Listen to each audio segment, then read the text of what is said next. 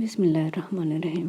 سورہ مومن آیت نمبر 70 سے 76 میں اللہ پاک فرماتا ہے، جن لوگوں نے کتاب اللہ اور جو کچھ ہم نے اپنے پیغمبروں کو دے کر بھیجا اس کو جھٹلایا، وہ عنقریب معلوم کر لیں گے جبکہ ان کی گردنوں میں طوق اور زنجیریں ہوں گے اور گھسیٹے جائیں گے، یعنی کھولتے ہوئے پانی میں، پھر آگ میں جھونک دیے جائیں گے۔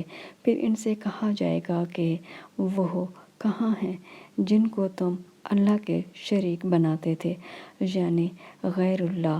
کہیں گے وہ تو ہم سے جاتے رہے، بلکہ ہم تو پہلے کسی چیز کو پکارتے ہی نہیں تھے۔ اسی طرح اللہ کافروں کو گمراہ کرتا ہے۔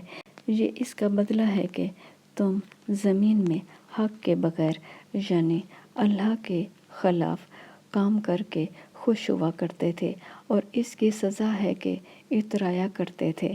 اب جہنم کے دروازوں میں داخل ہو جاؤ، ہمیشہ اسی میں رہو گے۔ متکبروں یعنی تکبر کرنے والوں کا کیا برا ٹھکانہ ہے۔